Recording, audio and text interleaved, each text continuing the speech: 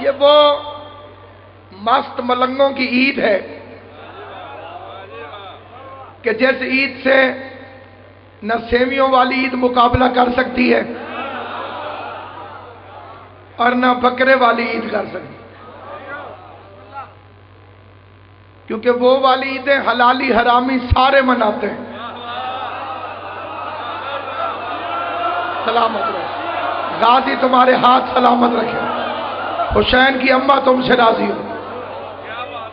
یہ والی عید، وہ جو دو عیدیں ہیں، ایک سیمیوں والی چاہے سب، ایک بکرے والی، اسے حلالی بھی مناتے ہیں،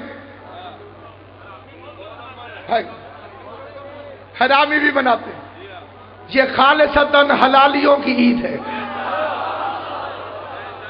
اس نمازی کو نمازوں کا کوئی فائدہ نہیں جو کعبے کا جشن نہ منا سکے۔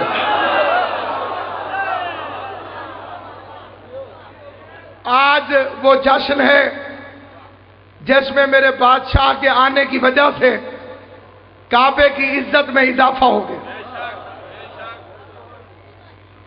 یہ وہ جشن ہے جو مصطفیٰ کا جشن ہے، عمران کا جشن ہے، خانہ یزدان کا جشن ہے،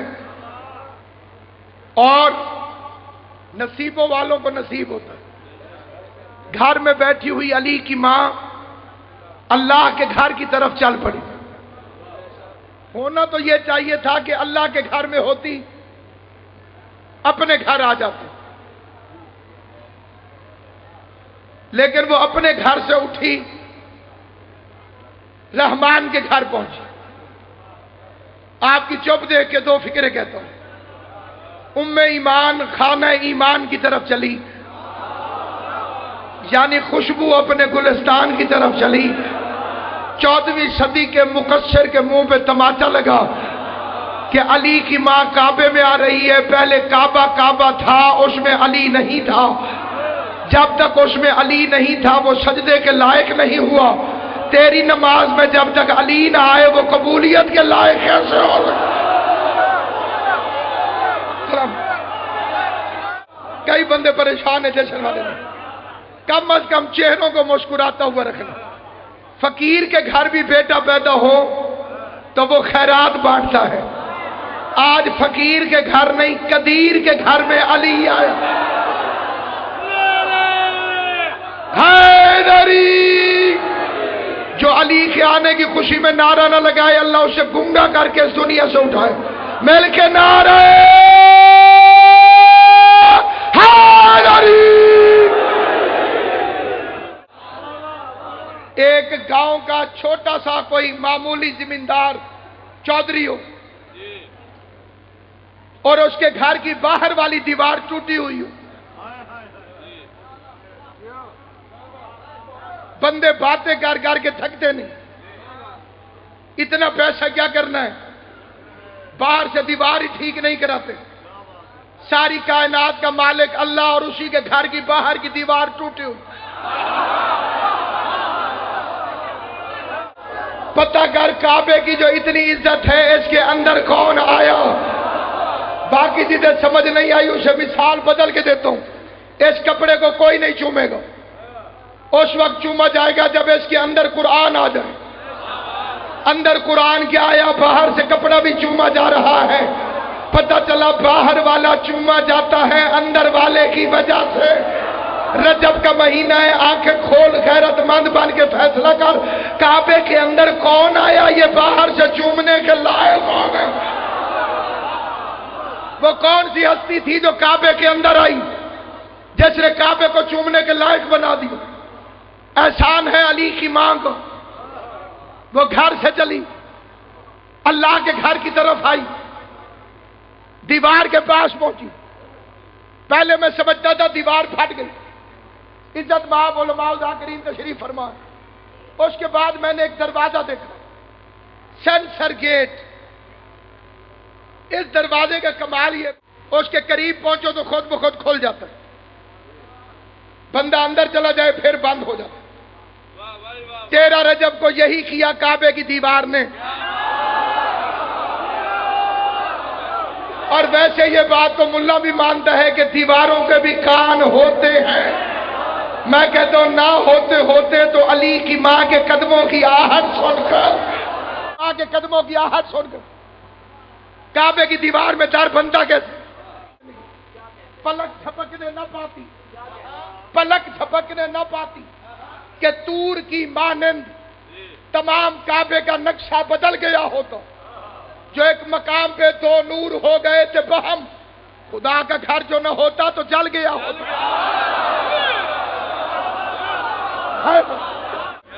13 رجب کو علی کی ماں کعبے میں آئی. 16 رجب کو وہ نبی لینے کے لیے آیا علی کو. 16 رجب کو علی کو لینے وہ نبی آیا جو قرآن لینے کبھی نہیں گیا. باقی جو نبی کتاب لیتے رہے خود گئے. مصطفیٰ کی باری آئی، آواز قدرت آئی، میرے حبیب. وہ نبی عزت میں چھوٹے تھے، کتاب بڑی تھی، وہ خود لینے کے لیے آئے. لیکن تیری عزت قرآن سے زیادہ ہے، تو خود نہ آ، تو آگے آگے چل، تیرا نوکر جبرائیل پیچھے پیچھے آ رہا. تو گھر میں ہوگا آیت گھر میں آئے گی، تو میدان میں ہوگا آیت میدان میں آئے گی، تو غار میں ہوگا آیت غار میں آئے گی، تو گھر میں ہوگا آیت گھر میں آئے گی، تو مکے میں ہوگا آیت مکے میں آئے گی، تو مدینے میں ہوگا آیت مدینے میں آئے گی، تو طائف میں ہوگا آیت طائف میں آئے گی. لیکن جب 13 رجب کو کعبے میں ابو طالب کا بیٹا علی آیا، آواز قدرت آئی، محمد قرآن نہیں علی ہے، خود لینے کا. پہلے امام کے پروٹوکول میں آخری نبی تشریف لے کر آیا. رحل نبوت پہ قرآن امامت آیا. نبوت رحل بن گئی، قرآن امامت بن گئی. نصف نور سے ملا. ابھی علی کی آنکھیں بند تھی. قبلہ علامہ حامد سلطانی صاحب میری تصدیق فرمائیں گے. اہل سنت عالم دین کی کتاب سے پڑھ لو. صاحب تاریخ اول فدا لکھتا ہے علی کی آنکھیں بند ہیں، اور بند آنکھوں سے نبی کے اٹھانے کے بعد علی کی آواز، السلام علیکہ یا رسول اللہ. غازی تمہیں سلامت رکھے. یہ گرمی قیامت کی گرمی سے بچائے گی، کیونکہ علی کا جشن ہے. جو آنکھیں کھولے گا اس کا مقدر کھلے گا، جو خوش ہوگا سارا سال خوش رہے گا. اہل سنت عالم دین کہتے ہیں میرا قلم چکرا رہا ہے، میں لکھوں تو کیا لکھوں، 3 دن کا بچہ ہے، آنکھیں ابھی کھولی نہیں. محمد آئے ہیں، خالی خوشبو سونگھی ہے، خوشبو سونگ کے رسول اللہ کہہ کے علی کا سلام کرنا اس بات کی دلیل ہے کہ یہ دونوں پہلے کہیں اکٹھے رہ چکے ہیں. اگر یہ پہلے اکٹھے نہ رہے ہوتے تو علی مصطفیٰ کو پہچانتا کیسے؟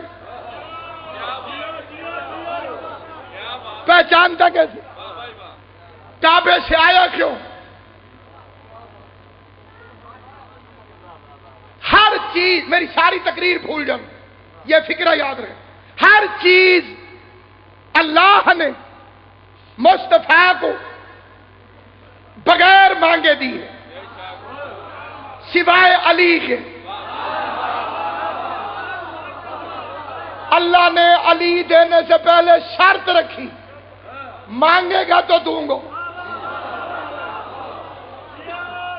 ایک دن خود مصطفیٰ سے کہا کل مانگ، واجعل لی من لدنک سلطانا نصیرا. جو شیعہ بیٹھے ہو میری طرف دیکھنا، نجف کیا عرش سے پڑھ کے کوئی آ جائے اور علی کی مدد کے خلاف بھونکے، اس کی اطاعت کرنے والا بھی حرامی ہے. میرے سر پہ اللہ کا قرآن رکھ. یہ کیمرے کی آنکھیں، کئی بندے ویڈیو بنا رہے، مجلس کے بعد قرآن جشن کے بعد کوئی آنا چاہے میں انتظار کروں، قرآن کے حاشیے پہ لکھوائے. میرا فکرہ غلط ہو میں ممبر پہ آنا چھوڑ دوں گا. محمد مصطفیٰ نے، مظفر شاہ جی، علامہ حامد سلطانی صاحب، قبلہ رضا تھنوی صاحب، بھائی عباس تھنوی صاحب، نقوی صاحب قبلہ، چودھری اکرم طاہر صاحب، ڈاکٹر صاحب، مجھے روزہ رسول کی عزت کی قسم، میں غلط کہوں، رسول مجھے اپنا امتی نہ مانے، حسین مجھے اپنا عزادار نہ مانے، علی مجھے اپنا شیعہ نہ مانے، محمد نے اللہ سے مدد نہیں مانگی، مددگار مانگا ہے۔